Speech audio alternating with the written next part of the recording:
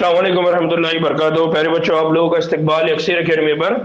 Now हमारी जो बात चल रही है वो डिसऑर्डर्स के ऊपर चल रही है।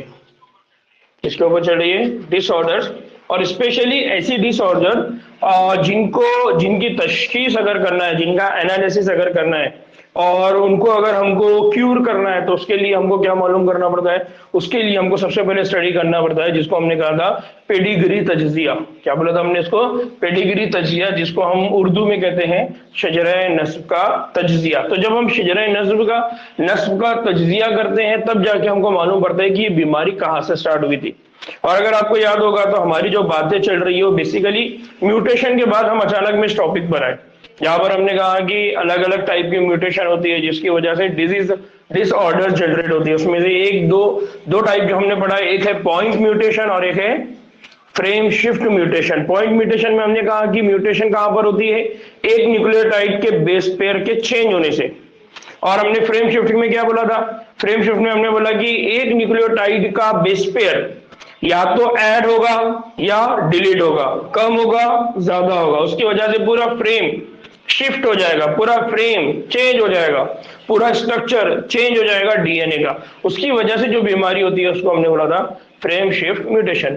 अब हम बात क्या कर रहे हैं? हम बात कर रहे हैं कि वो जेनेटिक अमराज या जेनेटिक डिसऑर्डर जो जनरेशन टू जनरेशन पास होते हैं, तो उनको हम पहचानेंगे कैसा? तो उनकी तशखीस करने के लिए हम क्या करते हैं?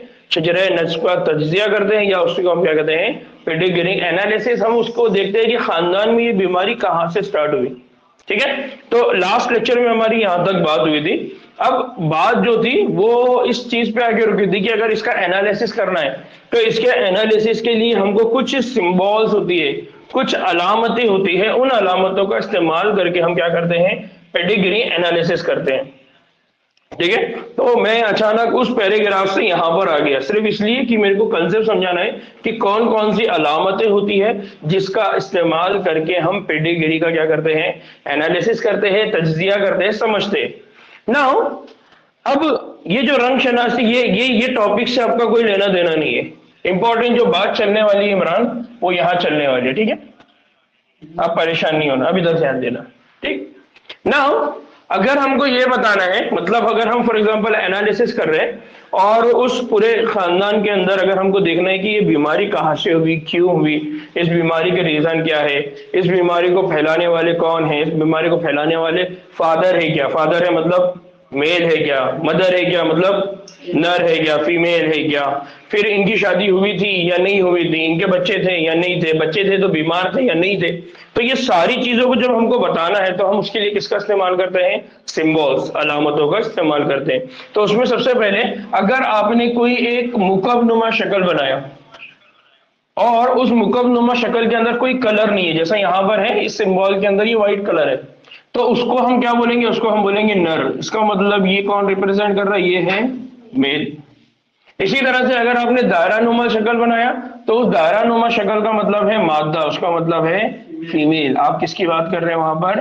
फीमेल। इसी तरह से अगर आपको पास कोई इस तरह से मुकब्बनुमा आ जाए लेकिन उसको आपने क्या कर दिया? क्रॉस अंदाज में ऐड कर दिया, तो इसका मतलब है कि आपको ये नामालूम जीन्स है, यानी अनआइडेंटिफाइबल, या हम कहेंगे कि ऐसा सेक्स या फिर हम ये कहेंगे कि ऐसा जिन्स जिसका सेक्स हमको मालूम नहीं है, या ऐसा शख्स जिसका जिन्स हमको मालूम नहीं है, जिसका सेक्स हमको मालूम नहीं है। फिर मुतासर अफराद यानी डिजीज पर्सन, डिजीज इंडिविजुअल, ठीक है, उनकी हम यहाँ बात कर रहे हैं। तो वो जिनको बीमारी है, फॉर एग्जाम्पल अगर इस तरह की शक्ल है तो हम बोलेंगे कि ये कौन है? ये है डिजीज मेल। ये कौन है? डिजीज मेल, यानी बीमार नर, ऐसा नर जिसको क्या है? बीमारी है। इसका मतलब क्या रहेगा? डिजीज फीमेल, यानी ऐसी मादा जिसको क्या है? बीमार या बीमार मादा। ठीक है, इस तरह से ये सिंबल है, और ये नामालूम जिन्स जो बीमार है। फिर इसी तरह से अगर आपके पास दो सिंबल है, यानी ये मुकब्बनुमा और ये दायरानुमा शक्ल, ये दोनों के बीच में अगर इस तरह का कोई कनेक्शन है, एक ब्रिज है, तो हम बोलेंगे कि इन दोनों के बीच में क्या है? शादी हो चुकी है। ये दोनों के बीच में क्या हो चुकी है? मैरिज मीन्स ये मियाँ बीवी है। ठीक है। तीसरा, कि दूसरा कि अगर आपके पास एक लाइन के साथ दूसरी और लाइन आ जाए तो इसका मतलब क्या रहेगा कि ये जो शादी है, ये शादी किसके बीच में है? करीबी रिश्तेदारों के दरमियान। किसके दरमियान है? करीबी रिश्तेदार, यानी फैमिली सिस्टम में ये शादी हुई है। फिर उसके बाद यहां पर अगर आपके पास सिंबल में इस तरह से आ जाए कि एक तो ये आ गया मेल, ये हो गया फीमेल, इन दोनों के दरमियान, इसका मतलब ये शादी है, ब्रिज है।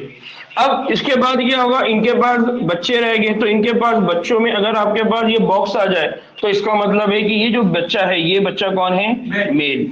इसका जो सेक्स है वो क्या है? मेल। और अगर दायरा नुमा आप बता रहे तो इसका मतलब ये है बेबी है, ये बच्ची है, और इसका सेक्स है फीमेल।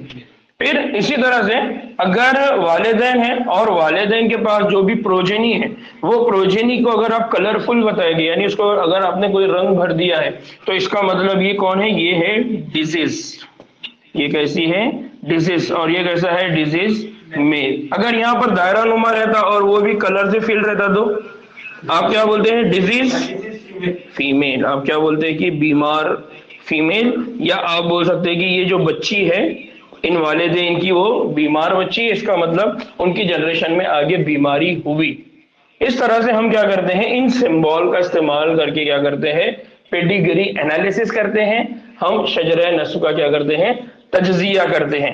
फिर अगर आपके पास इस तरह का सिंबल आ जाए तो आप बोलेंगे कि 5 गैर मुतासिर बच्चे, यानी ऐसे बच्चे जिनको कोई बीमारी नहीं है। तो आपने क्या किया? इस सिंबल का इस्तेमाल करके उसमें 5 लिख दिया, 6 लिख दिया, 7 लिख दिया, तो वो नंबर रहेगा कि उतने बच्चे हैं जो कि कैसे हैं? गैर मुतासिर है।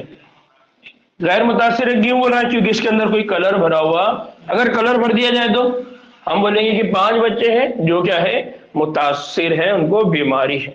ठीक है, तो ये बेसिक सिंबल है।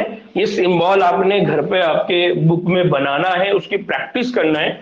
ऑलरेडी एनसीईआरटी में रहेगी, लेकिन फिर भी आपको याद रखने के लिए उसको सिंबल को आपने घर पे बनाना है। पहला आप बनाएंगे मुकब्बनुमा, यानी क्यूब की तरह जो साफ्ट है। अगर वो बगैर कलर का है, इसका मतलब वो नॉर्मल है, नॉर्मल मेल। और वही मुकब्बनुमा शक्ल, वही क्यूब लाइक साफ्ट, अगर उसमें कलर भरा है तो उसका मतलब वो बीमार है, डिजीज है। वैसे ही धारानुमा अगर है, बगैर कलर है, तो आप बोलेंगे फीमेल। अगर उसके अंदर कलर भर दिया तो आप बोलेंगे डिजीज फीमेल। फिर अगर उन दोनों के बीच में ब्रिज आ जाए, उन दोनों को लिंक किया जाए, तो बोला जाएगा कि इनके बीच में क्या है? शादी है, ये मैरिज है, या हम बोलेंगे कि इट इज अ कपल। ठीक है, मियां बीवी। और अगर इनके बीच में 2 लाइन हो तो ये कपल है, बट ये करीबी रिश्तेदार है। ठीक है। तीसरा कि अगर इनके पास से आप फिर एक नई लाइन बनाएंगे जो वर्टिकली नीचे जाएंगी, और वर्टिकली नीचे जाने के बाद अगर वहां पर मुखबनुमा शक्ल है तो वो उनका बच्चा है जो कि मेल है।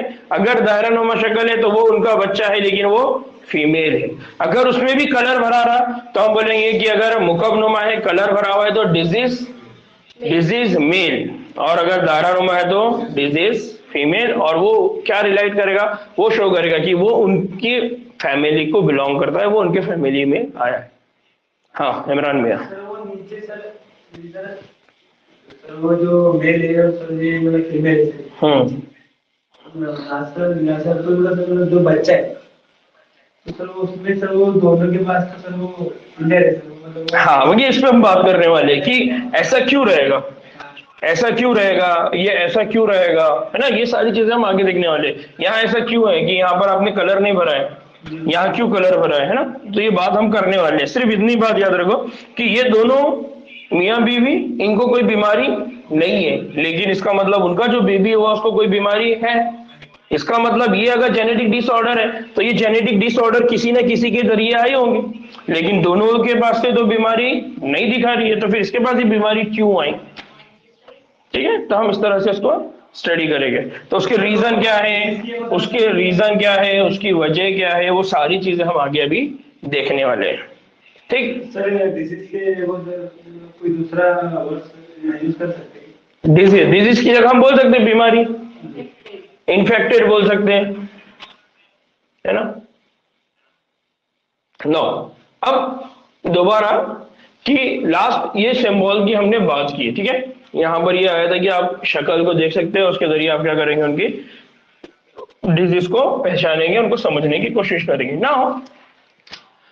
कि एक चीज तो हम लोगों ने पढ़ा हुआ है, क्या पढ़ा हुआ है कि किसी भी अज़ुये के अंदर यानी कोई भी जो जानदार है उसमें हर एक सिफत को क्या होता है, एक या एक से ज्यादा जीन क्या करते हैं, कंट्रोल करते हैं, है ना। ये बात कहां पर पढ़े हम लोगों ने, एक जीन वाली एक सिफत और एक जीन, वो कहां पढ़े हमने, मेंडल में।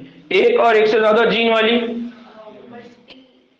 पॉलीजेनिक इनहेरिटेंस, और जहां पर हमने कहा कि एक से ज्यादा कैरेक्टर होंगे बट एक जीन रहेगा,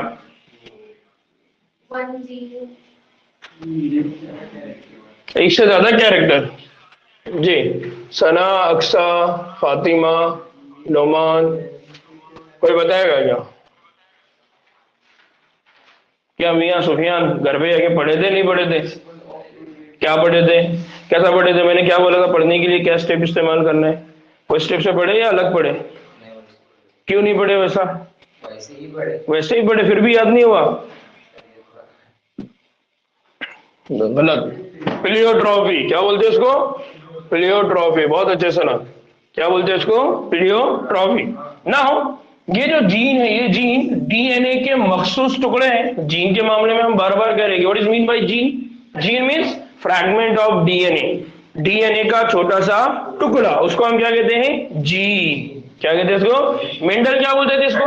फैक्टर। मेंडल क्या बोलते थे? और इसी फैक्टर की, इसी जीन के दो अल्टरनेट फॉर्म है, उसको क्या बोलते हैं? अलील। क्या कहते हैं? अगर अलील एक जैसे हो तो होमोजाइगस अलील, और अगर अलील दो अलग हो तो हेटेरोजाइगस अलील। हेटेरोजाइगस अलील में एक अलील कैसा होता है? डोमिनेंट। दूसरा अलील कैसा हो सकता है? रेसेसिव। अगर ऐसी कंडीशन है तो मेंडल के हिसाब से मेंडल ने कौन सा लॉ दिया? Law of dominance. क्या दिया पहले?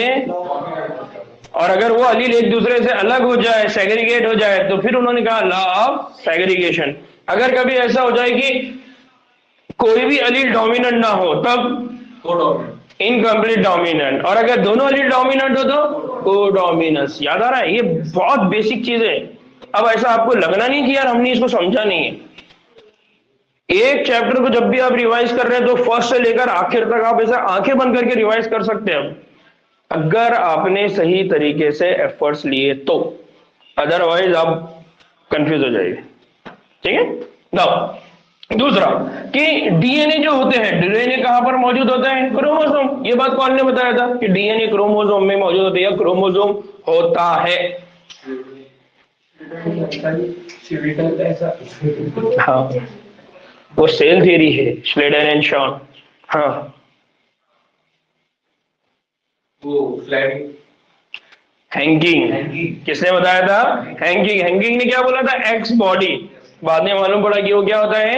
X chromosome. और फ्लेमिंग ने क्या बताए थे? उन्होंने बताया थे कि न्यूक्लियस के अंदर डीएनए मटेरियल होता है, कलरफुल बॉडी, है ना। ठीक। नाउ तमाम जेनेटिक मालूमात, जितनी भी जेनेटिक इंफॉर्मेशन है वो डीएनए के अंदर मौजूद होती है, और ये मालूमात जो होती है ये बगैर किसी तब्दीली के एक जनरेशन से दूसरी जनरेशन में क्या होगी? मुंतकिल होते रहती है। मतलब अभी तक हमने इतना पढ़ा, उतने सारी बातों को सिर्फ 3 लाइन में समझा जा रहा है। पूरा चैप्टर हमारा सिर्फ 3 लाइन में रिवाइज हो गया। अभी बात समझ में आया? तो मैं यही बोल रहा हूं कि अगर हमने बहुत ईमानदारी से पढ़ा है तो हम एक लाइन में पूरा सबक को समझ सकते हैं, पढ़ सकते हैं, याद रख सकते हैं। लेकिन उतनी प्रैक्टिस हमको करना पड़ेगा और उतने एफर्ट्स हमको लेना पड़ेगा। आपको 6-6 घंटे 7-7 घंटे पढ़ना पड़ेगा। कैसा पढ़ना है उसका तरीका ढूंढना पड़ेगा। बेहतरीन तरीका क्या होता है? शॉर्ट नोट्स कैसा बनाएंगे, रिवाइज कैसा करेंगे, बार बार रिपीट कैसा करेंगे। जब तक आप बार बार रिपीट नहीं करेंगे, शॉर्ट नोट्स नहीं बनाएंगे, अपने नोट्स नहीं बनाएंगे, लिखेंगे नहीं, तब तक ये बातें आपको समझ में नहीं आएंगी। और हमारा सबसे बड़ा गड़बड़ यही है, उर्दू मीडियम के जितने स्टूडेंट्स हैं सब के सब, लिटरली बोल रहा हूं, बहुत ज्यादा काहिली करते हैं। या तो काहिली करेंगे या तो आइडिया नहीं रहेगा पढ़ना कैसा है। तो आइडिया नहीं है पढ़ने का तो समझ में आता है, लेकिन अगर काहिली करेंगे तो उसका कोई हल नहीं है सिवाय मेहनत के। इमरान भाई ठीक ना। फिर भी इस मालूमात में हम क्या कह रहे हैं, कभी कभार क्या हो जाती है? तब्दीली। क्या मतलब क्या होता होगा? म्यूटेशन। क्या होता होगा? म्यूटेशन। और दूसरा मौलाना सही बोले, रिकॉम्बिनेशन। क्या होता है? रिकॉम्बिनेशन। हमने लास्ट टाइम भी कहा कि तब्दीली के लिए, वेरिएशन के लिए, मगायरात के लिए 2 चीजें ही जिम्मेदार है, एक है रिकॉम्बिनेशन और एक है म्यूटेशन। रिकॉम्बिनेशन जो होती है वो मियोसिस के प्रोसेस में होगी, लेकिन जो म्यूटेशन है अचानक हो जाएगी, सडन ही हो जाएगी, है ना। ना उसी तरह इस तब्दीली को हम क्या कहते हैं, म्यूटेशन। तो इंसानों में कई ऐसी बीमारियां या खराबियां पाई जाती है जो तब्दील शुदा जीन या क्रोमोसोम की तौरीस से क्या होती है, वाबस्ता होती है। अब इन बीमारियों में से मेनली कुछ बीमारियां ऐसी है जिनको क्या कहा जाता है, मेंडेलियन डिसऑर्डर्स, या उनको क्या बोला जाता है, मेंडेलियन बीमारियां। तो आमतौर पे हम इसको आगे चल के पढ़ेंगे कि ये बीमारियां क्यों होती है, इनको मेंडेलियन डिसऑर्डर्स क्यों कहते हैं, इसका रीजन क्या है। ठीक है, यहां तक बात समझ में आई। अक्सा, फातिमा, नोमान और सना, ये साजिदा क्यों ज्वाइन नहीं किया, और सना, या क्या नाम है बच्ची का, अक्सा, कोई आइडिया है क्या?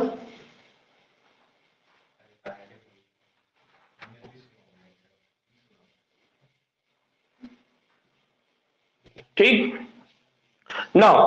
अब मेंडेलियन जो बीमारियां हैं उनको अगर हम बात करते हैं तो मोटे तौर पर यानी बड़े तौर पे, या अगर आप ब्रॉड कैनवा की अगर बात करते हैं तो जो जेनेटिक बीमारियां हैं, जितनी भी बीमारियां जो एक जनरेशन से दूसरे जनरेशन में पास होती है, उनको दो जुमरों में बांटा जाता है। जुमरों में मतलब ग्रुप्स में, कैटेगरीज में। एक है मेंडेलियन बीमारियां, एक कौन सी है, मेंडेलियन, दूसरा है क्रोमोसोमल बीमारियां। तो यहां पर याद रखिए कि जितनी भी जेनेटिक डिसऑर्डर्स है वो दो टाइप की होती है। कितनी होती है, दो टाइप की। एक जो होती है उसको हम कहते हैं मेंडेलियन, क्या कहेंगे हम उनको, मेंडेलियन डिसऑर्डर्स या मेंडेलियन बीमारियां। और दूसरा जो है वो है क्रोमोसोमल, दूसरी कौन सी है, क्रोमोसोमल बीमारियां। ठीक है ना। अब मेंडेलियन बीमारियों का अगर तायुन किया जाए तो एक जीन में तब्दीली या म्यूटेशन से होता है। यानी हम क्या बोलेंगे, मेंडेलियन बीमारियां मतलब वो बीमारियां जो एक जीन में तब्दीली की वजह से होती है। तो वो बीमारियां जो एक जीन में तब्दीली की वजह से हो, हम उनको क्या बोलेंगे, मेंडेलियन डिसऑर्डर, मेंडेलियन बीमारियां। और वो जो क्रोमोसोम के चेंज होने से हो जाए, जैसा 23 था तो 23 की जगह 24 हो गया, 25 हो गया या 22 हो गया, तो क्रोमोसोम नंबर की वजह चेंज होने से अगर बीमारी होती है तो हम उनको क्या बोलेंगे, क्रोमोसोमल डिसऑर्डर। तो किसी भी खानदान में इस तरह की बीमारियां, मतलब जो, अच्छा ऊपर नहीं है, इन अवारिस, यानी अवारिस का मतलब क्या होता है, बीमारियां। बच्चों में तौरीस का तरीक़ेकार वही है जो कानून तौरीस में हम पढ़ चुके। कानून तौरीस में पढ़ चुके का मतलब क्या है, जो हम law of dominance, law of segregation, इस तरह के कंसेप्ट में हम पढ़ चुके हैं। ठीक है, कि वहां पर ये बीमारियां किस तरह से डोमिनेट करेगी। यानी एक फादर के पास से अगर कोई बीमारी आ रही है या मदर के पास से आ रही है, तो ये बीमारी का जो डोमिनेंट जीन है वो किसके पास से आ रहा है, मदर से आ रहा है या फादर से आ रहा है। ठीक है, तो वो डोमिनेंट जीन वहां पर अपना एक्सप्रेशन करेगा और रेसेसिव को रोक देगा। अगर फॉर एग्जांपल कोई ऐसी बीमारी है जिसके लिए एक जीन जिम्मेदार है लेकिन वो जीन रेसेसिव हो, तो जब तक वो दोनों के पास से नहीं आएगा, यानी फादर और मदर से, तब तक वो बीमारी जाहिर नहीं होगी। लेकिन अगर वो रेसेसिव जीन एक साइड से आ रहा है, मदर से आ रहा है या फादर से आ रहा है, और उसका जो अल्टरनेटिव एलील है वो डोमिनेंट है, तो वो बीमारी रहेगी बट छुपी हुई। कभी कभी अचानक में वो दिखेंगी, कभी गायब, कभी देखेंगी, कभी, इस तरह से वो ये कानून तौरीस की बात कर रहे हैं। फिर हम ये कहते हैं किसी भी खानदान में अगर इस तरह की बीमारियां होती है, यानी मेंडेलियन डिसऑर्डर होती है, ऐसी डिसऑर्डर जो एक जीन में तब्दीली की वजह से होती है, अगर वो बीमारियां होती है तो मेंडेलियन डिसऑर्डर की जो तौरीस है इसका सुराग हम पेडिग्री तज्जिया यानी पेडिग्री एनालिसिस से क्या कर सकते हैं, लगा सकते हैं। फॉर एग्जाम्पल यहाँ पर बीमारी है हीमोफीलिया, एक बीमारी जिसको कहा जाता है सिस्टिक फाइब्रोसिस। फिर एक बीमारी है जिसका नाम है सिकल सेल एनीमिया। इसी तरह से एक और बीमारी है जिसका नाम है कलर ब्लाइंडनेस। फिर एक और बीमारी है जिसका नाम है फिनाइल कीटोयूरिया, और एक बीमारी है जिसका नाम है थैलेसीमिया। ये सारी की सारी डिसऑर्डर कौन सी हैं, मेंडेलियन डिसऑर्डर। कौन कौन सी मेंडेलियन डिसऑर्डर है इमरान? हेमोफीलिया, जोर से बोल। सिस्टिक फाइब्रोसिस, तीसरा सिकल सेल एनीमिया, चौथा कलर ब्लाइंडनेस, पांचवा फिनाइल कीटोयूरिया, और छठा कौन है, थैलेसेमिया। कौन है? थैलेसेमिया। ये पूरी बीमारी का नाम है फिनाइल कीटोयूरिया। ये पूरा यहां से नाम स्टार्ट हो रहा है, यहां खत्म हो रहा है, याद रहेगा। तो ये जो डिसऑर्डर है, ये डिसऑर्डर कौन सी डिसऑर्डर है? मेंडेलियन। मेंडेलियन डिसऑर्डर मतलब एक जीन में तब्दीली की वजह से होने वाली बीमारियां। एक जीन में तब्दीली की वजह, तब्दीली मतलब म्यूटेशन की वजह से होने वाली बीमारियां, उनको हम क्या कहते हैं? Mendelian disorders. ठीक है। नो, हाँ हम अभी पढ़ने वाले हैं। अभी आगे एक दोनों, एक हेमोफीलिया का है और सिकल सेल एनीमिया की एग्जाम्पल है, थैलेसेमिया के एग्जाम्पल हम अभी आगे देखने वाले। ठीक है ना। यहाँ पर ये बात बताना बहुत अहम है। क्या बात बताना अहम है? जो बहुत इंपॉर्टेंट है वो क्या, कि जो मेंडेलियन डिसऑर्डर्स है उनको भी दो ग्रुप में डिवाइड करेंगे। एक होगी डोमिनेंट और दूसरी क्या होगी? रिसेसिव। तो कुछ मेंडेलियन डिसऑर्डर में भी डिसऑर्डर डोमिनेंट हो सकती है और कैसी हो सकती है? डोमिनेंट मतलब मीन्स जो म्यूटेटेड जीन है वो डोमिनेंट रहेगा। फॉर एग्जाम्पल अभी हमने बोला कि किसी पर्सन के बॉडी के अंदर हेमोफीलिया है। अब ये हेमोफीलिया के लिए जो जीन रहेगा या तो वो रेसेसिव रहेगा या वो डोमिनेंट रहेगा।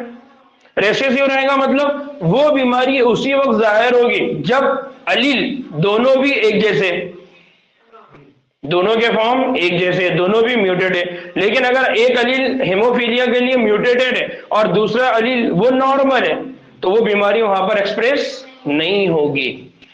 तो अब क्या बोलेंगे हम कि जहां पर वो एक्सप्रेस नहीं हो रही उस जगह पर वो बीमारी नहीं है, मतलब वो रेसेसिव कंडीशन में। जहां वो एक्सप्रेस होती है तो वो कंडीशन क्या हो जाएगी?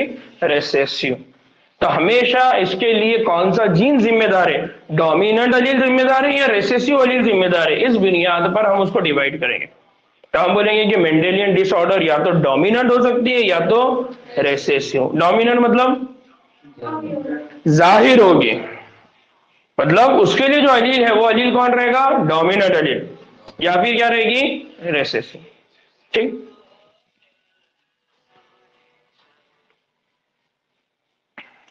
नाउ फिर पेडिग्री एनालिसिस के तजिए से एक बात जो बहुत आसानी से समझ में आ सकती है वो क्या है, कि जो भी सिफत है वो डोमिनेंट है या रेसेसिव। इस तरह से हम क्या कह सकते हैं कि जो भी सिफत है वो कौन से वाले क्रोमोसोम्स की वजह से या कौन से वाले जीन की वजह से हो रही है।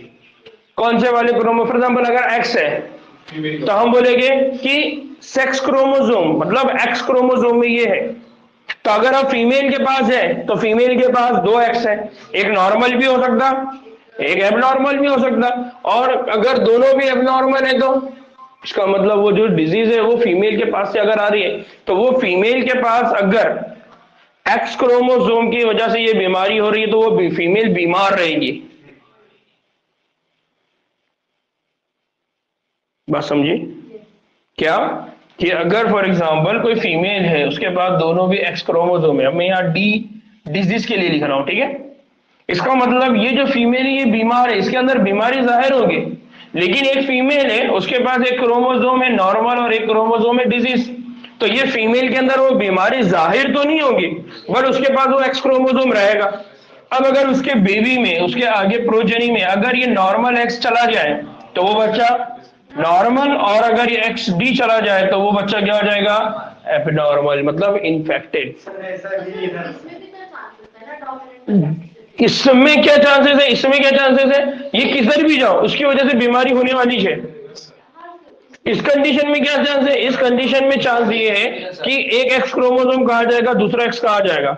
तीसरा कि अगर ये जो डी मैंने लिखा है एक्स डी या एक्स, अब अगर फीमेल के बॉडी में ये जो जीन है ये अगर सिंगल है यानी एक ही क्रोमोसोम इन्फेक्टेड है, एक ही क्रोमोसोम म्यूटेटेड है, तो वो बीमारी जाहिर भी हो सकती नहीं भी हो सकती।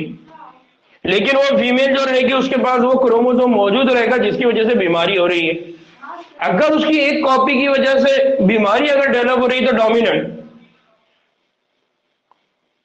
ये एक एक्स क्रोमोसोम है और ये फीमेल अगर नॉर्मल है तो इसका मतलब ये जो एक्स क्रोमोसोम है जिसकी वजह से बीमारी और ये शो करेगा रेसेसिव कंडीशन, क्योंकि दूसरे के प्रेजेंस में ये अपना काम नहीं कर रहा है।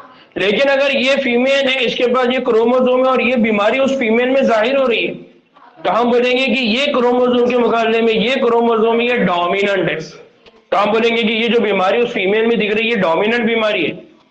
अगर ये बीमारी उसके अंदर नहीं है लेकिन फिर भी क्रोमोसोम डिजीज क्रोमोसोम है, तो हम बोलेंगे वो बीमारी रेसेसिव है। जी सर, एक सवाल दो पूछ भाई। सर, ये फीमेल है सर। हाँ और सर इधर सर का जब मैंने सर मतलब ये चीज करा कि सर अपने मतलब मेल इसका मतलब मेल का, तो सर मेल में सर अपने के लिए एक्स वाई थे, तो सर मेल में से सर कभी मतलब वाई अगर मेल में ये चला गया एक्स, तो ये जो मेल है ये नॉर्मल, और अगर इस मेल में चला गया तो ये मेल का हो गया इन्फेक्टेड। मेरा सवाल होता था कि सर उससे बहुत भारी पूछ भाई। सर वो जो ऊपर फीमेल के अंदर सर दो क्रोमोसोम। जी सर, तो सर उसमें से सर इसके पास में सर वो सर मतलब बीमारी हाँ सर, और इधर मतलब सर मेल के पास में सर मतलब वाई क्रोमोसोम। हाँ तो सर वो सर मतलब उसकी सर मतलब इसकी और सर इसकी वाई की, तो सर वो बनेगा सर मेल, तो सर मतलब फीमेल की अलग बीमारी और मेल की अलग बीमारी, सर ये दो अलग अलग रहती है सर मतलब दो अलग अलग रहती। हम आगे चल के पढ़ेंगे कि कुछ डिजीज वो होती है जो एक्स क्रोमोसोम की वजह से होती है, कुछ क्रोमोसोम वो होती है जो वाई क्रोमोसोम की वजह से होती है, कुछ डिजीज वो होती है जो वाई क्रोमोसोम के। इसका मतलब वाई क्रोमोसोम वाली डिजीज सिर्फ मेल में रहेंगे, एक्स क्रोमोसोम वाली मेल में भी हो सकती। इसलिए हम मेनली किसको पढ़ रहे हैं, एक्स वाली को। वाई वाली भी बीमारी होती है लेकिन वो हमारे सिलेबस में क्यों नहीं है, लेकिन सोचो बहुत अच्छा क्यों नहीं है, क्योंकि हमारे पास मेनली जो बीमारियां होती है वो सारी की सारी बीमारियों को या तो कैरी करना, एक जनरेशन से दूसरी जनरेशन में लेके जाना, या उस बीमारी को एक्सप्रेस करना, इसके लिए मेनली रिस्पॉन्सिबल होती है फीमेल। हाँ पर बीमारी एक के पास ही जो एक ही है, ये फीमेल है। हाँ बोल लो भैया आगे। तो ये बीमार है, अब ये क्रोमोसोम जाओ ये क्रोमोसोम जाओ, अगर ये क्रोमोसोम लड़के में जाएगा तो वो 100% बीमार, लेकिन अगर लड़की में जाएगा तो ये कंडीशन आएगी, वो लड़की या तो बीमार हो भी सकती नहीं भी हो सकती। मैं इसको और आगे समझाने वाला हूँ। बीमारी एक फिर ये इमरान डॉक्टर इमरान को बोलना आ रहा है आगे कि दो बीमार होते हैं। ना डॉक्टर इमरान का बोलना ये है, या डॉक्टर इमरान पूछना ये चाह रहे हैं कि अगर ये मेल में जाती है और मेल का वाई क्रोमोसोम भी अगर इन्फेक्टेड हो, वो भी अगर म्यूटेटेड हो, तो बीमारी क्या होगी। तो मैं ये बोल रहा हूँ कि उस वक्त जो बीमारी होगी वो मेल में होगी, किसमें होगी, सिर्फ मेल में, फीमेल में नहीं होगी। और वाई क्रोमोसोम से रिलेटेड जो बीमारियां हैं वो बीमारियां मेल के अंदर होती है, लेकिन वो हमारे सिलेबस में अभी नहीं है। क्यों, क्योंकि मैं कह रहा हूं कि वाई जो बीमारियां होती है वो बहुत रेयर है, बहुत कम लोगों को होती है, लेकिन जो एक्स से रिलेटेड है, क्रोमोसोम से रिलेटेड है, फीमेल वाली साइड से रिलेटेड है, वो बहुत ठीक। नाउ अब हम फॉर एग्जांपल एक बीमारी पढ़ रहे हैं, वो है हीमोफीलिया। कौन सी बीमारी है, हीमोफीलिया।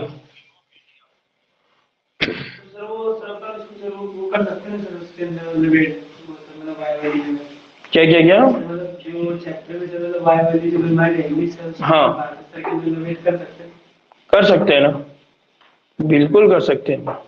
जो भी बीमारियां हैं उनको हम दूर कर सकते हैं कभी भी।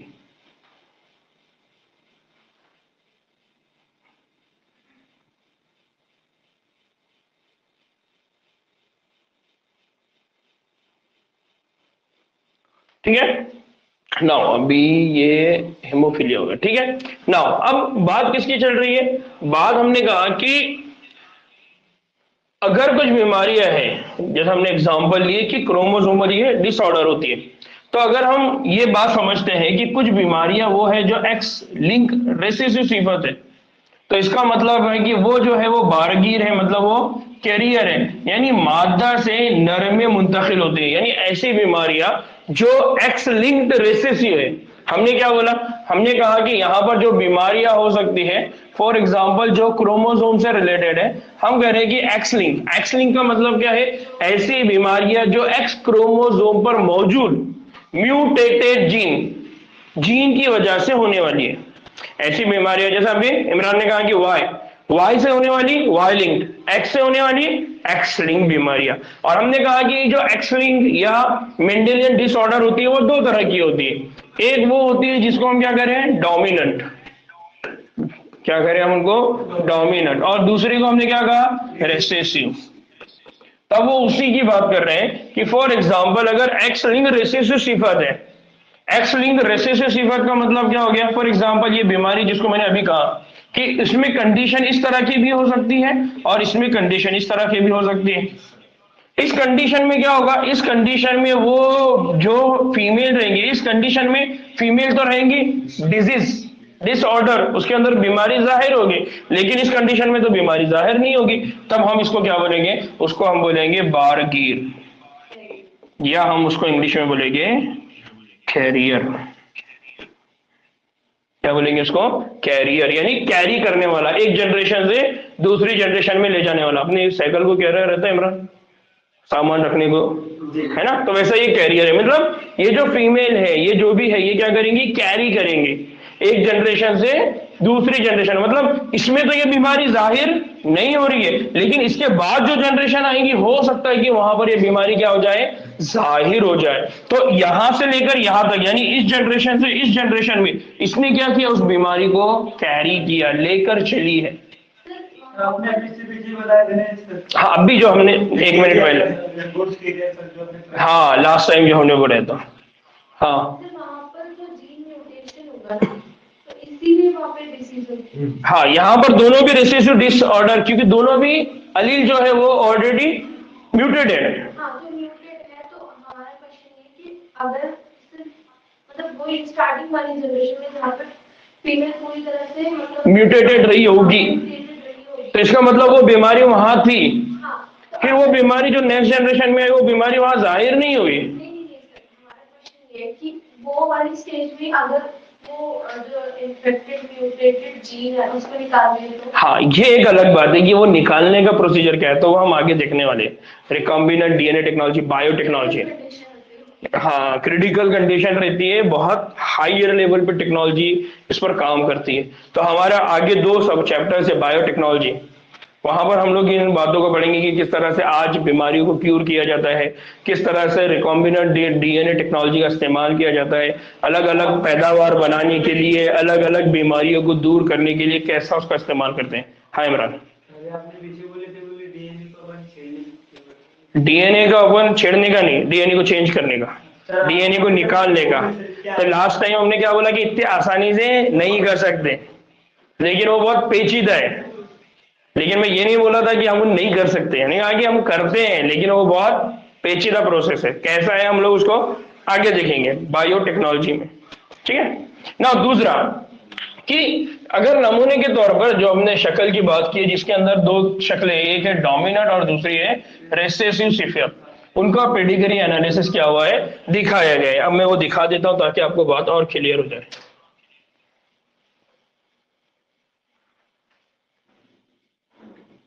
ये वाली अगर शक्ल आप देखेंगे तो ये दोनों शक्लों को अगर आप थोड़ी देर के लिए देखते हैं तो आपको बात समझ में आएगी। क्या बात समझ में आएगी कि रेसेसिव डिसऑर्डर हम किसको बोलेंगे और डोमिनेंट डिसऑर्डर किसको बोलेंगे। तो मैं इसको थोड़ा सा एक्सप्लेन कर देता हूं ताकि बात आपको समझ में आए ना। अगर आप इसको देखेंगे पेडिग्री एनालिसिस के चार्ट को, तो यहां पर देखिए क्या लिखा हुआ है, ऑटोसोमल डोमिनेंट सिफत। क्या लिखा हुआ है, ऑटोसोमल डोमिनेंट सिफत। और अगर इस वाले को देखेंगे, यानी जिसको बी बोला जा रहा है, ठीक है, यहां पर क्या बोला है, सॉरी ये है ए और ये है बी, ठीक है, नीचे मार्किंग नहीं है इसलिए गड़बड़ हो गया। ये है ए और ये है बी, ये बी, ये ए कौन सी है, डोमिनेंट, ये कौन सी है, डोमिनेंट, और ये वाली जो है ये है रेसेसिव। ना इसको डोमिनेंट क्यों बोल रहे हैं, इसको रेसेसिव क्यों बोल रहे हैं, उसमें एक एलील का होगा। हाँ, अब जब हम बात करते हैं पेडिग्री एनालिसिस पे तो हमको जीन दिखाई देता है क्या, हमको जीन नहीं दिखाई देता, तो इसीलिए तो हम पेडिग्री की बेसिस पे जा रहे हैं।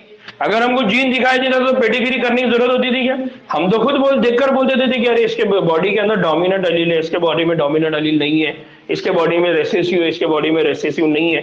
ये तो हम देखकर बोल सकते थे। तो फिर पेडिग्री की जरूरत क्यों पड़ी, या फिर पेडिग्री का टेक्निक हम क्यों यूज कर रहे हैं? इसका मतलब ये है कि जिस पर्सन को आप देखकर एनालिसिस करने वाले, यानी जो भी जनरेशन है उस जनरेशन को आप जब देखकर एनालाइज करने वाले, तो सिर्फ उसके जाहिर को देखकर आप बोलने वाले, फिनोटाइप को देखकर बोलने वाले कि उसके अंदर वो बीमारी अगर दिखाई दे रही है तब बोलेंगे आप। तो अब वहां से आप ट्रेस करना शुरू करेंगे कि इसकी कौन सी जनरेशन में क्या क्या रहा है।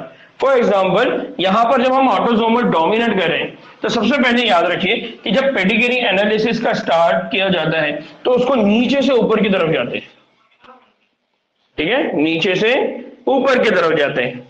दूसरा कि आप जब एनालिसिस करते हैं तो आप आपके लेफ्ट साइड से किधर जा रहे होते हैं, राइट, यानी मेरा ये जो है ये मेरा ये हिसाब से राइट है, ये मेरा लेफ्ट है। अब अगर इसको देखेंगे तो ये हो जाएगा राइट और ये हो जाएगा लेफ्ट। तो आप कहां से स्टार्ट कर रहे हैं, राइट, और नीचे की डायरेक्शन से। तो अब आपने देखा कि यार यहां पर इनके पास मेल है लेकिन बीमारी नहीं है। दूसरा देखा कि यहां कौन है, फीमेल है और इसके अंदर क्या है, बीमारी है। तीसरा आपने देखा कि मेल है लेकिन कोई बीमारी नहीं है। फिर आपने देखा कि यार ये जो है ये तीनों बच्चे हैं, यानी ये तीनों भाई बहन हैं। अब इनके पेरेंट्स कौन है, तो आपने ऊपर जाके जब देखा तो इनके पेरेंट्स में क्या देखने को मिल रहा है कि इनके जो फादर है यानी जो मेल है वो नॉर्मल है, और इनकी जो मदर है जो फीमेल है वो कौन है, डिजीज। इसका मतलब ये हुआ कि ये जो तीनों बच्चे हैं, इन तीनों बच्चों के अंदर जो बीमारी आई वो सिर्फ किसमें आई, फीमेल में। और ये फीमेल में जो बीमारी आई इसका मतलब ये है कि वो फादर से नहीं आई, इसका मतलब वो कहां से आई, मदर से, ठीक है। अब आपने देखा कि ये जो मदर है इसका भी खानदान होगा। अब इसका खानदान क्या होगा, तो ये होगी फीमेल, ये अगर आपने इसको देखा तो ये हो गया इसका भाई, ये देखा तो ये हो गया उसका भाई, और ये देखा तो ये हो गई उनकी बहन। अब इस जनरेशन में आपको क्या समझ में आया, इस जनरेशन में समझ में आया कि ये जो फीमेल है इनकी शादी हुई, इनका मैरिज हुआ और ये बीमारी यहां जारी हो रही है। लेकिन इसी का जो भाई है वो अनअफेक्टेड है, उसको कोई बीमारी नहीं है, उसकी जो शादी हुई वो भी नॉर्मल से हुई, इसलिए उनके बच्चों के अंदर ये बीमारी पास नहीं हुई। लेकिन उसी जगह पर अगर आप दूसरी की बात करेंगे, दूसरा भी मेल है लेकिन वो डिजीज है, और तीसरी फीमेल है वो डिजीज।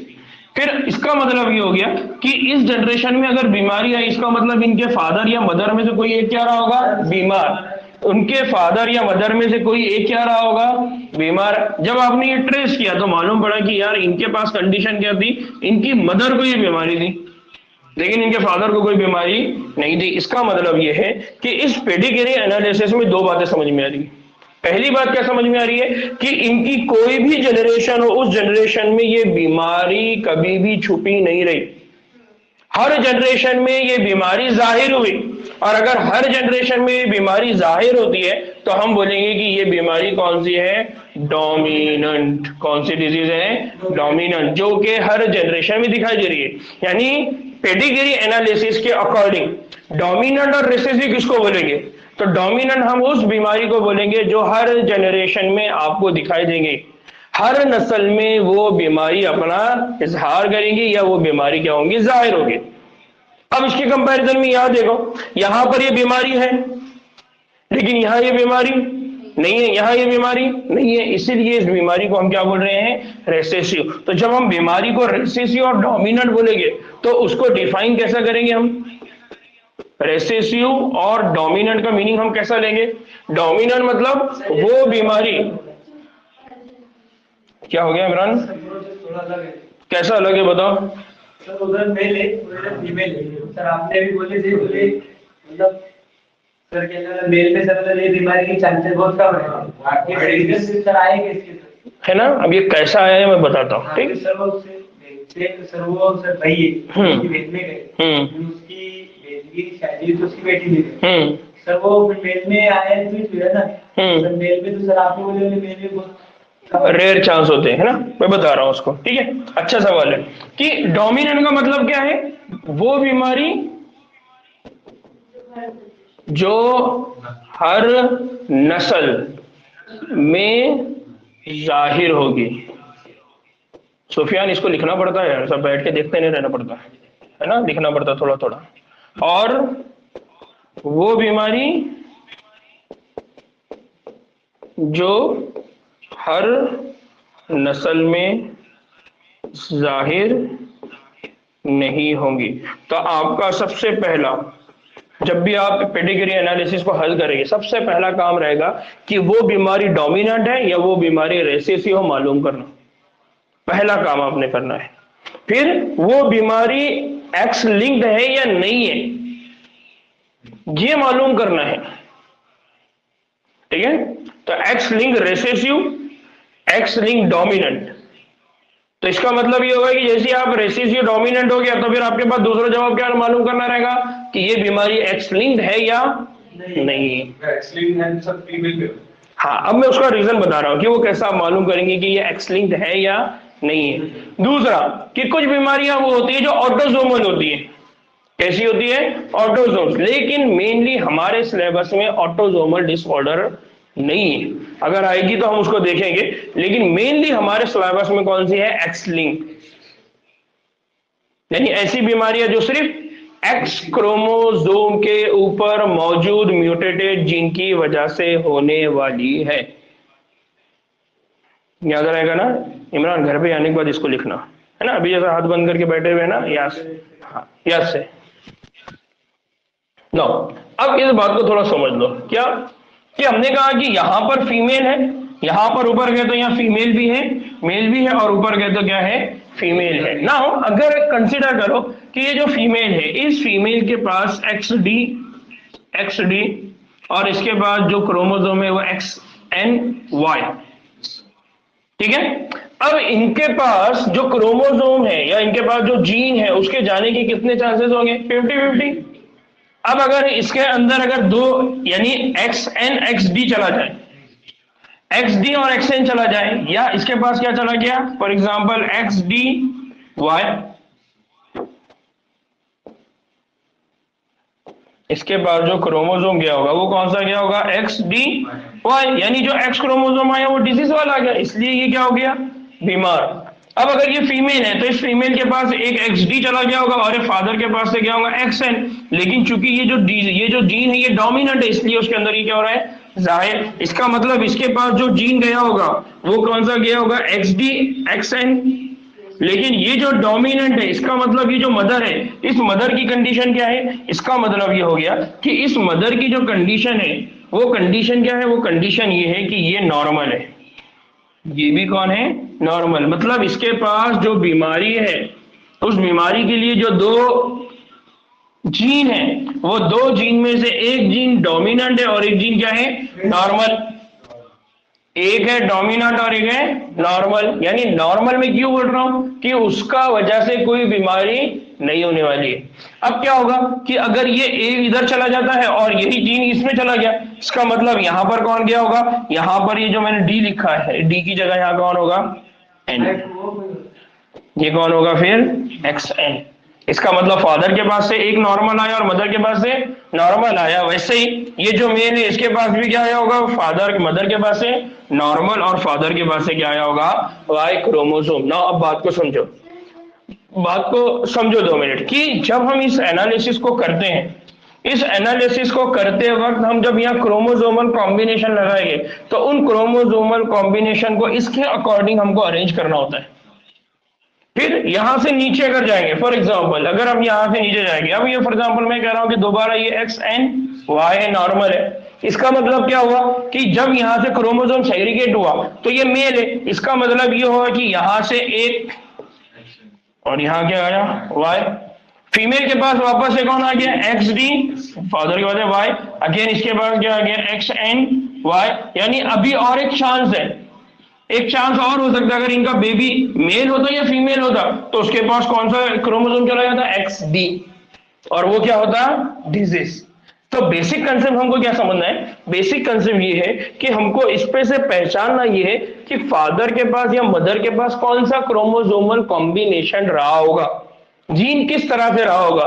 तो फादर के पास अगर नॉर्मल है तो यहां क्लियर हो जाएगा, बट मदर के पास नॉर्मल कंडीशन क्या है तो हम यहां पर ये बात को नहीं समझ सकते कि ये डिजीज क्यों दिख रहा है। तो हो सकता है कि ये इस वजह से भी हो और हो सकता है कि वो इस वजह से भी हो कि यहां पर क्या है, यहां पर कंडीशन में ये जो फीमेल है ये कैरियर है, उसके पास बीमारी है, वो जाहिर भी हो सकती, नहीं भी हो सकती। तो यहां पर हम ये कह रहे हैं कि ये जो बीमारी है, ये बीमारी का जीन इसके पास है और वो डोमिनेंट है, इसलिए वो एक जनरेशन से दूसरी जनरेशन में क्या हुआ है, पास हुआ है। हाँ अब बोलो।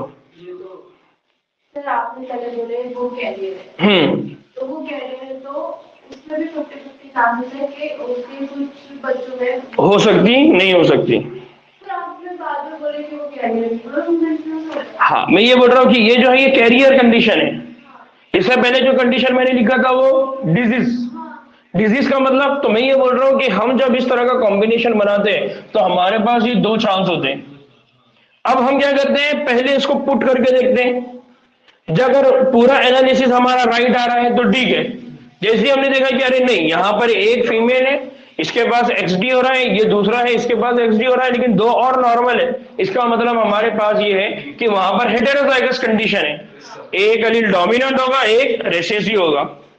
तो दो जीन के कॉम्बिनेशन हो सकते हैं, या तो पूरी तरह से वो होमोजाइगस होंगे या फिर हेटेरोजाइगस। अगर सर पूरी तरीके से होमोजाइगस है तो उनके सारे सारे ऑफस्प्रिंग क्या होंगे, बीमार। क्योंकि अब इसमें से चाहे एक्सडी जाओ या ये एक्सडी जाओ, 100% सब क्या रहेंगे, बीमार, डिजीज रहेंगे। सर ये बीमारी से ज्यादा सर खतरा रहता है। अरे वो अपन बाद में बात करेंगे ना, कौन सी बीमारी से खतरा है नहीं है, ये बीमारी कैसे ही वो इंपॉर्टेंट है, ये बीमारी का एनालिसिस कैसा हो रहा है ये इंपॉर्टेंट है। सर ये बीमारी से मतलब पूरी पुरखों में चलेगी जैसे आपने, हाँ ये पूरी जनरेशन टू जनरेशन रहेगी। तो सर ये बीमारी सर आगे चल के फिर सर कम हो सकती है या ये बीमारी आगे चल के कम हो सकती, लेकिन उसका इलाज करे तो। लेकिन ये डिजीज कैसी है, जेनेटिक, जनरेशन टू जनरेशन ये पास होंगे। अगर आपने उस डीएनए की इंफॉर्मेशन को चेंज किया तो ही, जैसे आपके बुक किताब के अंदर कोई एक पेज है, अब उस एक पेज का आपकी पूरी बुक से कोई लेना देना नहीं है, तो अब आपने उस पेज को निकाल दिया तो अब आपकी बुक को कोई फर्क पड़ेगा क्या, मतलब वो इंफॉर्मेशन आपने वहां से क्या कर लिया, निकाल दिया। वैसे डीएनए की इंफॉर्मेशन है, अगर उस डीएनए की इंफॉर्मेशन को हमने वहां से निकाल दिया तो अब हमारा जो पूरा क्रोमोसोम है वो नॉर्मल हो जाएगा, इस तरह से वो बीमारी हमारे जिस्म से क्या होगी, खत्म। लेकिन हमारे लिए ये बड़ा डिफिकल्ट टास्क है कि वो जीन जो है उसको हम निकालेंगे कैसा, हमको कैसा मालूम पड़ेगा कि ये इंफॉर्मेशन यहाँ है। किताब के पेज पलटा के तो देख लेंगे, क्रोमोसोम के पेज पलटा सकते हैं क्या, न्यूक्लियोटाइड की सीक्वेंस को स्टडी करना पड़ेगा। तो हम आगे चल के ह्यूमन जीनोम प्रोजेक्ट पढ़ने वाले हैं, आगे चल के हम मॉलिक्यूलर बायोटेक्नोलॉजी पढ़ने वाले, बहुत सारे प्रोसेस हम पढ़ने वाले हैं, ठीक है। हाँ अभी ये बहुत बड़ा क्वेश्चन है कि इंडिया में प्रोसेस अवेलेबल है या नहीं है, लेकिन अल्हम्दुलिल्लाह तकरीबन हद तक हमारे पास अब इंडिया के अंदर ये बड़ी बड़ी फैसिलिटीज आते जा रही है धीरे धीरे। हाँ तो यही इसीलिए तो प्रॉब्लम है ना, बायोटेक्नोलॉजी का जो पूरा मतलब बायोटेक्नोलॉजी की पूरी कोशिश ये चालू है कि किस तरह से इसको कॉस्ट इफेक्टिव बनाए, कम से कम इसका कॉस्ट हो जाए। जैसा आज से पहले जमाने में अगर किसी को इंसुलिन चाहिए था तो बड़ा मुश्किल होता था डायबिटीज के पेशेंट को इंसुलिन, क्योंकि उसका कई लाखों रुपए की, लेकिन आज आपको बहुत कम कीमत में कई डोज मिल जाते हैं। तो धीरे धीरे तरक्की हो रही है, नए नए टेक्नोलॉजीज डेवलप हो रही है, उसकी वजह से हमारी चीजें क्या होती जा रही है, सस्ता होते जा रहे हैं, ठीक है। हम इसको आगे पढ़ने वाले हैं ना। दूसरी कंडीशन में क्या है, रेसेसिव। अगर हम देखेंगे कि इस जनरेशन के अंदर ये बीमारी है, लेकिन इस जनरेशन में ये बीमारी नहीं है और इस जनरेशन में ये बीमारी नहीं है, अगर आप इसकी बात करेंगे तो यहां पर एक चीज आपको समझ में आएगी कि यहाँ ये बीमारी जाहिर हुई, यहां पर ये बीमारी है, बट ये बीमारी उन पेरेंट्स को नहीं है जिनके बेबी के अंदर ये बीमारी दिखाई दे रही है, उनके जो भाई बहन है उनको ये बीमारी है। इसका मतलब ये हुआ कि यहाँ ये जो डिजीज है, ये डिजीज जाहिर नहीं हो रही है हर जनरेशन में, एक जनरेशन में है दूसरी जनरेशन में नहीं है। तो अगर हम इनके खानदान की बात करेंगे तो इनके खानदान में बीमारी नहीं थी, फिर यहां नहीं थी, लेकिन यहां आ गई। लेकिन अगर इसके साथ अगर हम बनाएंगे तो ये दो खानदान में बीमारी आएगी, है ना, इस तरह से। तो बेसिक याद रखना है कि जब बीमारी आपके पास एक खानदान में हो दूसरे खानदान में ना हो, एक फैमिली में हो दूसरे फैमिली में ना हो, या एक जनरेशन में हो लेकिन दूसरे जनरेशन में ना हो, तब हम उस बीमारी को क्या बनेंगे, रेसेसिव डिसऑर्डर्स। हाँ मतलब उनके पास ये बीमारी क्यों है, किस वजह से है, क्या रीजन रहा होगा, ये हम बात आगे देखेंगे। हाँ यानी हम ये बोल सकते हैं कि फॉर एग्जाम्पल, हाँ इमरान तू बोल दे भाई पहले।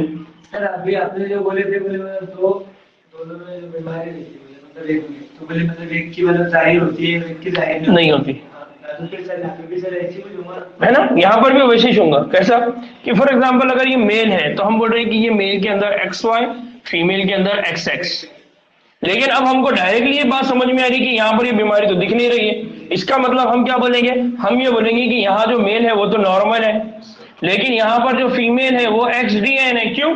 वो कैरियर है बट नॉर्मल है, कि उसके अंदर कंडीशन कौन सी, हेटेरोजाइगस जीन है लेकिन उसका रिप्रेजेंटेशन नहीं हो रहा। यहाँ पर भी जीन था लेकिन उसका एक्सप्रेशन हुआ था क्योंकि वो डोमिनेंट था। यहाँ कंडीशन क्या आ रही है, रिसेसिव। अब क्या होगा, इनकी जनरेशन में जब आएगा तो इनको पास क्या होगा कि ये X क्रोमोसोम यानी इसके पास चला गया और फादर के पास से क्या है, नॉर्मल। यहाँ पर चला गया XN, फादर के पास से है क्या, Y। फिर यहाँ कंडीशन क्या है, यहाँ पर है फादर के पास से X, मदर के पास से नॉर्मल, और यहाँ पर भी कंडीशन क्या आ गई, XNY। इसका मतलब ये हुआ कि मदर के पास के नॉर्मल जीन जिसके जिसके पास गए वो सब कौन है, नॉर्मल। वो कौन है, सब नॉर्मल। ठीक है। लेकिन ये नॉर्मल होने के साथ, ये नॉर्मल है तो यहां पर क्या कंडीशन आ गई, यहां पर ये कैरियर है बट उसके अंदर एक्सप्रेशन हो रहा है।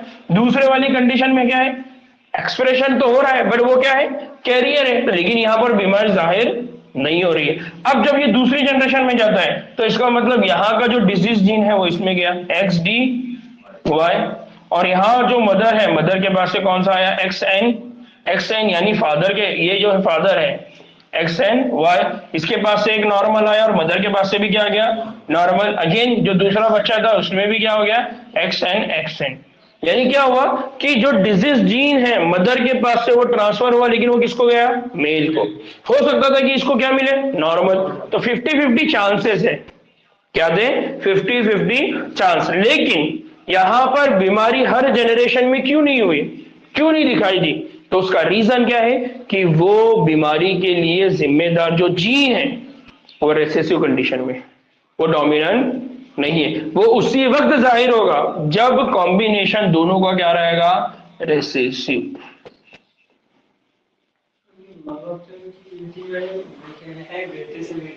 हाँ, तो इसका मतलब क्या है कि वो जो बेटी है जिससे ये बीमारी आगे पास हुई, या वो बेटी है जिसके बच्चों में ये बीमारी जाहिर हो रही है, वो बेटी कैरियर थी, उसके अंदर वो बीमारी जाहिर नहीं हुई। क्यों जाहिर नहीं हुई, क्योंकि उस बीमारी के लिए जो जिम्मेदार जीन था वो रेसेसिव था, और रेसेसिव जीन कभी भी अपने डोमिनेंट जीन के प्रेजेंस में अपना एक्सप्रेशन नहीं करता।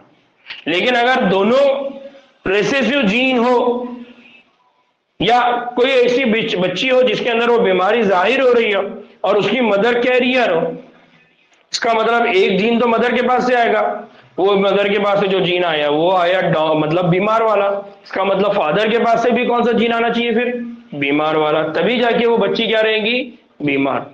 बात समझ लो मैं क्या बोल रहा हूं कि फॉर एग्जाम्पल ये कोई बच्ची है, हम बोल रहे हैं कि ये डिजीज है XD, ये क्या है, डिजीज। इसकी डिजीज कंडीशन के लिए जरूरी क्या है कि इसके पास दोनों भी X क्रोमोसोम क्या हो, डिजीज हो। अब अगर हम बात करते हैं फादर की, तो फादर के पास से 100% एक X क्रोमोसोम बच्ची को आएगा ही। इसका मतलब फादर क्या है, बीमार, 100% फादर क्या है, बीमार। लेकिन मदर की कंडीशन क्या हो सकती है, मदर की कंडीशन दो हो सकती है, XD XN। तो मदर बीमार भी हो सकती है, मदर कैरियर भी हो सकती है। समझ में आया? हाँ, तो अगर आपके पास कोई फीमेल बीमार हो, फीमेल डिजीज हो, तो उस कंडीशन में हम ये बोलेंगे या 100% फादर बीमार है, लेकिन मदर की जब कंडीशन आएगी तो 50-50 चांस होंगे, वो कैरियर भी हो सकती, बीमार भी हो सकती। समझा? थोड़ा थोड़ा, पूरा नहीं भी समझ में आया तो मेरे को कोई इश्यू नहीं, मैं कल उसको और अच्छे से समझाऊंगा। लेकिन आज सिर्फ बेसिक बातें समझ में आना। क्या बेसिक बात समझ में आना कि जब आप पेडिग्री एनालिसिस करेंगे, पेडिग्री को जब आप समझेंगे तो कैसे समझेंगे। पहली बात कि आप जनरेशन टू जनरेशन देखेंगे कि अगर बीमारी हर जनरेशन में दिखाई दे रही है तो आप बोलेंगे कि ये डोमिनेंट है, और अगर बीमारी आपको हर जनरेशन में दिखाई नहीं दे रही या किसी एक जनरेशन में बीमारी स्किप हो गई तो तो आप बोलेंगे रिसेसिव डिसऑर्डर। बस। दूसरा कि ये बीमारी एक्स लिंक्ड है या नहीं है, आपको ये मालूम करना है। ठीक, हाँ इमरान। सर ये उधर सर फीमेल में सर कहते हैं मतलब एक डी और मतलब इसमें तो सर इधर सर आपने कहते हैं एक्स डी वाई। सर इधर कैंसर मतलब वाई में से बीमारी, वाई में बीमारी नहीं है, एक्स क्रोमोसोम में बीमारी है। हाँ सर। किसमें है? X chromosome. इसका मतलब ये जो मेल है, ये मेल कौन है? ये मेल ऑलरेडी क्या है? डिजीज। इसका मतलब इसका जो लड़का होगा वो लड़का बीमार रहेगा क्या? 50-50 चांस है कि अगर लड़का है तो लड़के में फादर के पास से क्या आ जाएगा? वाई। अब अगर मदर नॉर्मल है तो लड़का नॉर्मल रहेगा, लेकिन लड़की या तो डिजीज होंगी या तो कैरियर। 100% चांस मेल के रहेंगे, वो भी कब? जब फीमेल बीमार है। 100% चांस फीमेल के रहेंगे जब कौन बीमार है? फादर। क्योंकि फादर से एक्स क्रोमोसोम कहा जाता है बेबी को, बेटी को, और मदर के पास से एक्स क्रोमोसोम किसको जाता है? बेटे को। अगर मदर बीमार है 100%, मतलब लड़का 100% बीमार है। अगर फादर बीमार है तो 100% बेटी बीमार है। सर वैसे नहीं सर, इधर सर कभी मतलब हाँ। कहने लगे इसके पास हो रहा है सर डी, सर उसमें सर जो सर फीमेल रहेगी तो सर वो फीमेल सर मतलब पूरी मतलब 100% बीमार रहेगी, 100% बीमार है जी। हाँ। सर मतलब मेनली सर क्या मतलब सर 100% सर मतलब बीमार सर नहीं रह सकता ना, क्योंकि सर इधर मेल के पास रहेगा एक्स और सर मेल के पास सर जो रहेगा सर एक्स, तो सर वो रहेगा एन, और सर इधर से सर जो आएगा तो सर वो रहेगा बीमार। सर वो 50% ही रहेगा ना सर। कौन 50% रहेगा? मेल क्या रहेगा? बीमार। क्यों? क्योंकि सर इधर सर फीमेल के पास है सर। दो मिनट ध्यान दो कि तुम जो बोल रहे ना कि अगर इनकी जनरेशन में अगर मेल आएगा, जी इनकी जनरेशन में अगर मेल आ रहा है एक्स डी और उसको फादर के पास से क्या आ रहा है? वाई। अब इसकी दूसरी कंडीशन क्या हो सकती है कि इसके पास एक्स एन और क्या है? वाई।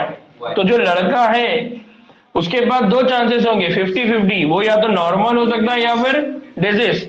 लेकिन उसके लिए जरूरी क्या है कि जो मदर है वो क्या हो? कैरियर। अब अगर मदर बीमार है, हाँ, लड़की की बीमारी किस पे डिपेंड है? मदर पे। लड़की की बीमारी किस पे डिपेंड है? फादर पे। ये लास्ट उसूल याद रखने का, ठीक है? जैसे यहां पर है, यहां फीमेल है, यहां फीमेल की जो कंडीशन है हमने क्या बोला? X D X N. इसलिए यहां पर एक लड़का और एक लड़की है। लेकिन अगर यहाँ एक्स डी रहती तो जितने लड़के सब बीमार रहते, जितने लड़के हैं वो सब बीमार रहते, लेकिन लड़कियां नॉर्मल बट कैरियर। क्यों? क्योंकि मदर से एक तो डिजीज वाला जीन एक्स क्रोमोसोम आता ही, लेकिन फादर से क्या मिलता? नॉर्मल। तो थोड़ा सा अगर इसको थोड़ा गौर से सुनेंगे, थोड़ा गौर से समझने की कोशिश करेंगे तो इंशाल्लाह बात और क्लियर होगी। ठीक है, चलिए। हाँ, ये रेसिसिव में जो बीच वाले सर दोनों भी नॉर्मल है। हाँ दोनों नॉर्मल है। ये जो फीमेल है सर, एक एक्स डी एन डिजीज है फीमेल में, दो एक्स ये बात ये दोनों एक्स, मतलब इनके पास ये जो फीमेल है इसकी कंडीशन क्या रही होंगी अगर इसका बेटा बीमार है? X D X N. X D X N मतलब ये क्या रही होंगी? कैरियर।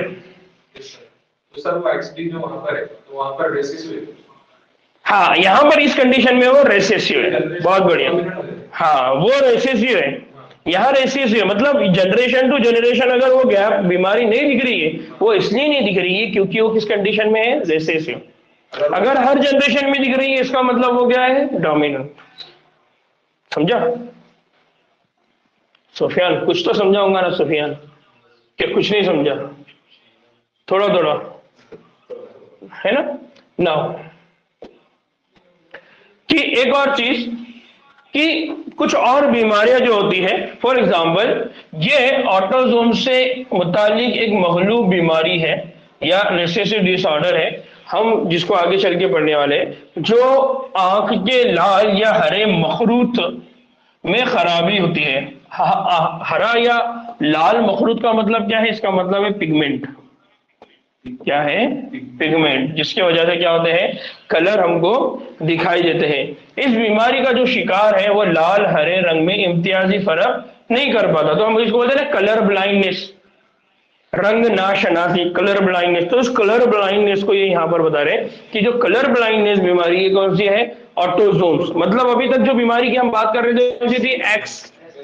एक्स क्रोमोसोम के जीन की वजह से होने वाली बीमारी। अब हम किसकी बात कर रहे हैं? ऑटोजोम्स, यानी ऐसी बीमारियां जो एक्स क्रोमोसोम के जीन के म्यूटेशन की वजह से नहीं हो रही, बल्कि ऑटोजोम के म्यूटेशन की वजह से होने वाली बीमारियां। और अगर आपको याद होगा तो मैंने लास्ट लेक्चर में भी ये बात बहुत खुलकर बोला था, एक होता है एक्स क्रोमोसोम, दूसरा ग्रुप होता है ऑटोजोम। वो क्रोमोसोम जो हमारे सेक्स से या जिन से रिलेटेड नहीं है उनको हम क्या कहते हैं? ऑटोजोम। जो हमारे बाकी के जिस्म के किरदार, कैरेक्टर से रिलेटेड होते हैं। ठीक है ना? फिर ये बीमारी क्रोमोसोम एक्स में मौजूद कुछ जीनों के अंदर तबद्दुल या म्यूटेशन की वजह से भी होती है। तो इस तरह से यहां पर याद रखना है कि यहां पर जो डिसऑर्डर्स की हम बात करने वाले हैं, उन डिसऑर्डर्स के अंदर एक जो डिसऑर्डर है वो कौन सा है? एक्स लिंक रिसेसिव डिसऑर्डर, और सॉरी एक्स लिंक डिसऑर्डर, और दूसरी कौन सी है? Autosomal disorders. ठीक है ना? अब इसके रिलेटेड कुछ और बातें हैं जिसको हम कल बात करेंगे। ठीक,